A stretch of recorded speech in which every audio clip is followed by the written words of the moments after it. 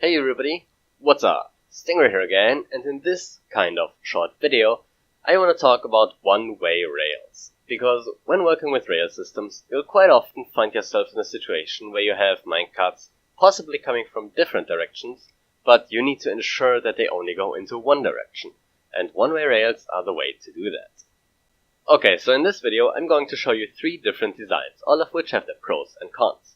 So the first design is this one. This is really quite simple. It's basically just go up a slope by 2 blocks and then drop down. So any minecart coming in from here will just go up the slope, drop down, and just continue. Any minecart coming in from here will come in, slam into this wall, stop, and turn right back. So the advantages of this design are that it is 1 block wide, which means it's tileable if you need that, and it doesn't require any redstone. The disadvantages are that it is 3 blocks high, and that it is static, meaning you cannot change its direction. But if you just need a quick and simple one-way rail, this is definitely the easiest one that you can build. Okay, so the second design is this abomination right here. So as you can see, it basically uses a bunch of redstone to push this block in the way of a minecart that comes in from the wrong side. So a minecart coming in from here just goes through and continues on its way. A minecart coming from here, and I'll show that in a moment, will activate this detector rail, which will then trigger this redstone circuitry, which will cause this block to be pushed in the way for just long enough so that the minecart slams into it and gets turned back. That looks just like that, right? So basically what happens is that the signal from the detector rail gets put through this signal limiter here, that is a stick piston right there, that limits the signal to just 1 tick. And that signal then gets into this normal piston, which pushes the block and the rail over by 1 block. And then 4 ticks later, this normal piston will push everything back into its default state. Now, this is my least favorite design, and well, its advantage is that it goes in a straight line, right? This is basically the only advantage that it has, and the disadvantages are quite numerous. For one, it's big. As you can see, it's like 5 blocks wide and 4 blocks high or something. And it uses quite a bit of redstone, not the most complicated stuff, but also not the easiest stuff in the world either. And it's static, once again, like the first design is. And it has a chance to actually block an incoming minecart if multiple minecarts coming from the right side in quick succession, because obviously a minecart coming in from this side will also activate the detector rail after it passed through.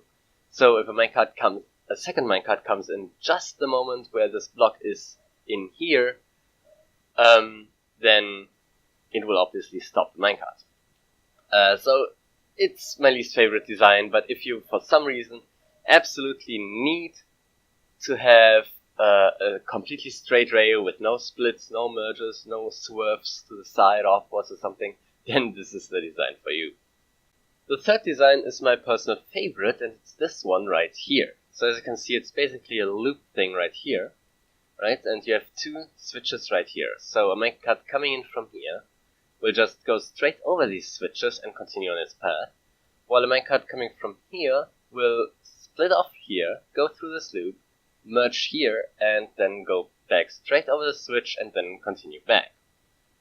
The great thing about this design is that it can be dynamically switched to change direction, right? Because these are switches, they can be provided with a redstone signal like this, and then the direction is reversed, and now a minecart coming in from here will go straight through, and a minecart coming from here will be looped around. This is really great, because if you have this as part of some greater redstone contraption or whatever, then you can actually have the direction of this one-way rail switch depending on the state of your machine, or whatever, right? And also what you can theoretically do is, if you only provide power to this one switch here, you can turn this into a pass-through station, effectively disabling this one-way rail, which is also pretty nice. So the advantages of this are, it's pretty simple to build. It's basically just build a loop of rails. it's only one block high, and the biggest advantage in my opinion, it's dynamically changeable, right? The disadvantage is that it's 2 blocks wide, and that's really its only disadvantage. So I'm pretty sure that in the future this will be my go-to one-way rail design for anything I'll do. So as a bonus thing, I wanted to show off this little thing here. This isn't a one-way rail, but it's kind of related. So basically, if you have 2 lanes, one for each direction, then you can use this little thing here to make sure that all minecarts are on their respective track, right? So a minecart coming in from here will just go straight through. A minecart coming in from here will switch lanes and go through here as well. And a minecart coming in from here will go straight through here. And the minecart coming in from here will switch lanes as well and go through here too. So this little thing effectively enforces right-hand traffic, right? And you can of course switch the inputs here to enforce left-hand traffic if that's what you want, right? And basically if you put 2 of these on the end of a piece of track, then in that piece of track you basically make sure that the minecarts are always on their respective lanes and you don't get any crashes. This can be especially useful in things like minecart stations, for example, where you have people starting on their own, and some people are like so clever that they go in the wrong direction on purpose or whatever, or just because they are stupid, who knows. And then you basically have one of these on each end of the station, and this makes sure that they are on the right track for the direction that they are moving in. Okay, that's it for this video, so thanks for watching. I hope you liked the video. If you did, a thumbs up would be very much appreciated. Leave your thoughts and comments in the comment section down below, and if you want to see more videos of this kind, you can of course subscribe to the channel, and see you next time. Goodbye.